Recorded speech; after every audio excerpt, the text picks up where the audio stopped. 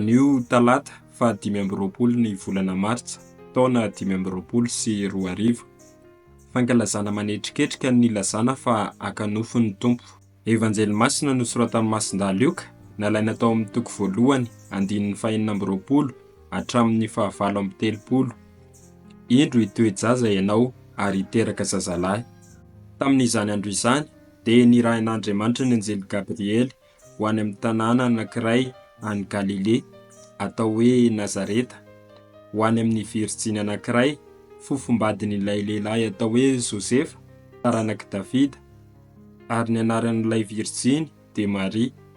Ary no niditra tao aminy ilay anjely dia nanao hoe: "Arahaba ary ilay fiainasoavana, ny Tompo ao aminao.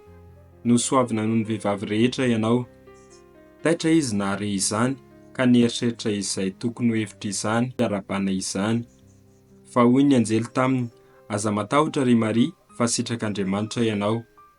Ary indro hitoejaza ianao ka hiteraka zazalahy, ary Jesoa no ataonao anarany. Ho lehibe izy ka atao hoe zanaky ny Avo Indrindra.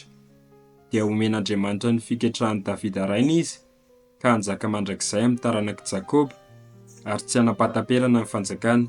Fa hoy i Maria tamin'ilay anjely: "Ahoana no ahatongavana izany, fa tsy mahalala lahy aho?"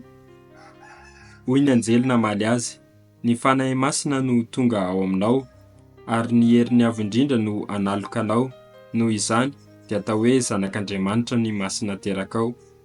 Ary indro i Elizabeta rahavavinao dia efa mitoejaza koa, na dia efa antitra azy, ary efa mandray heniny izy izao, ilay natao hoe mombo, fa tsy hisy tsy ho hain'Andriamanitra atao."